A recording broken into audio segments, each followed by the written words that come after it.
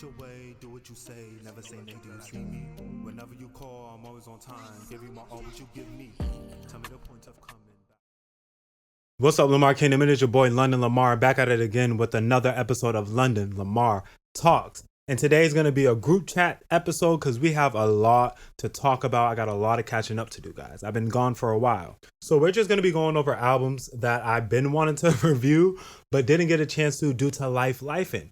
Okay, all right, let's get this episode started. So the first album we're going to get out the way is Just Keke by Keke Palmer, which was released in June. It has 18 tracks, and I only really like 2 of them tracks. And the 2 tracks that I did like was I Wanna Know and Used To. Nope, Unless It's You. And I love Keke, but she just sounds like it's a soundtrack. It doesn't sound like an album. It sounds like a movie soundtrack album. And to be honest, I think Keke would do great at producing a soundtrack for a movie or a TV show. But as for her album, Just Keke, I would have to give it, I want to give it overall an 8 out of 10 just for the creativity factor. And the videos were great. But music-wise, it would have to go like 5.5 out of 10 because it just wasn't replayable. It just didn't hit like that. And that's not to say the songs were bad, but sometimes it can come off a little bit gimmicky. I don't know. The next album we're going to talk about is Destin Conrad's Love on Digital album that came out in April. And I really enjoyed this album. This was a very solid album. It had 15 songs, and I loved majority of them. Some of my favorite songs was Kissing in Public. The video was fire. It was a single. Make It Up was a good one. Mr. E was fire. Kari's Honeymoon was just so smooth. So, oh my God. And he's another artist that has his own sound. It doesn't sound like something that ever came before. He does have inspiration from obviously older influences, but it still sounds fresh. It doesn't sound redone. Everything he does sound new. And it's amazing. I wish this album got way more hype around it. And it really blew. I wanted to see performances from this album. Like, why aren't y'all asking Destin Conrad to come to your stages? He needs that type of breakthrough, and I cannot wait till he has that because I know it's coming. And he also released a jazz album called Whimsy in August. So he's keeping the projects coming, and I listened to that album. Definitely jazz down, jazz and soul. But his creativity is on another level, and I cannot wait to see him in concert because he's actually going on tour. Cannot wait. He hasn't dropped the dates for my city yet, but when he does, I'm going to make sure I get them tickets because I need to see him live as well. Next on the show is Coco Jones, Why Not More Deluxe. 4 new songs, 2 remixes, but 1 new remix. It was cool. I only liked really 2 songs, which was Passport and Easy. Love those. The Other Side remix with Alicia Keys, no shade. We love Alicia. Alicia was doing her thing, but I felt like Alicia could have been on Hit You Where It Hurt, but Other Side of Love was too churchy. Like, not churchy in the sense of like hallelujah, but like that song to me, it just brings me to church. That song brings me to church. Alicia Keys can't bring me to church. No shade. She can't. And I said it before, I'm not a big fan of the Leon Thomas remix for Here We Go. So there's that. Control Freak is cool. The song with Lady London's cool.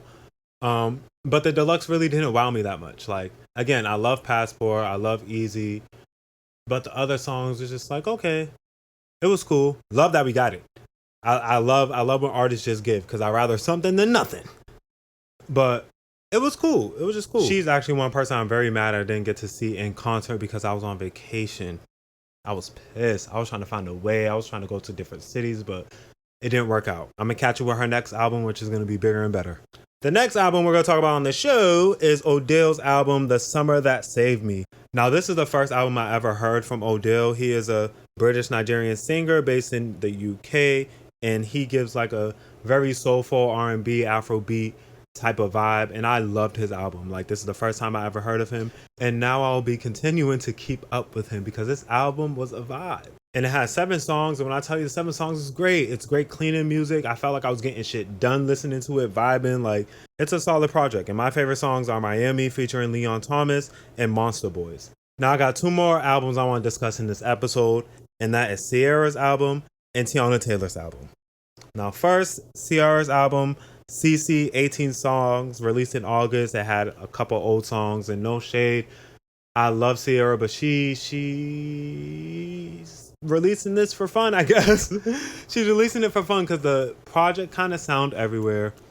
It didn't really sound cohesive. And something about her sound just not updated. Like, I get the feeling she's trying to stick to her roots, but it's like, update them roots. Like, water them roots, let them roots grow, and bring a 2020, a fresh, new Ciara sound. Like, I don't know. Like, I love Type of Party. Type of Party and Ecstasy Remix is probably the only ones that I really enjoyed for real that I add on my playlist and I play. But I wish she would go in that direction. Like, Ecstasy, love it. Type of Party, love it. The lyrics are really lackluster when it comes to this project, but no shit, it's Ciara, so I don't really expect much. And I'm really not trying. Oh my god, I'm really not trying to be mean, guys. I'm not trying to be mean, but maybe she's better as a single artist. I don't know, but Type of Party is the direction I want her to move in. The Ecstasy remix with Teyana Taylor and Normani. Oh my god, love that shit. Love it. I love it better than the original, to be honest.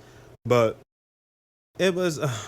I mean, Low was cool too. The song Low that she has, I think it's featuring someone, but that song was cool too. But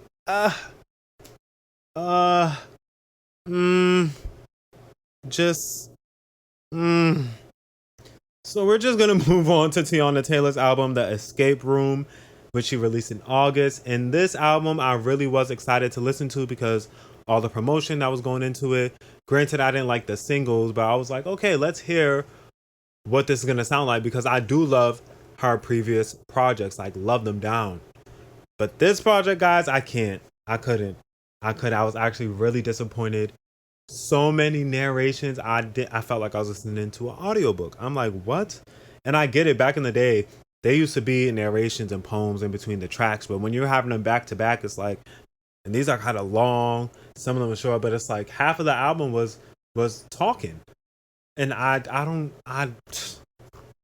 just didn't. There wasn't too many songs that I enjoyed on this album either. I don't know if she was trying to find it. I just did not like this album. Like, I didn't like it. To be honest, it was a hard listen for me. Like, and I hate that. And I hate that because, again, I love Teyana Taylor. Well, love is a stretch, but I like Teyana Taylor. I loved her last two projects. What?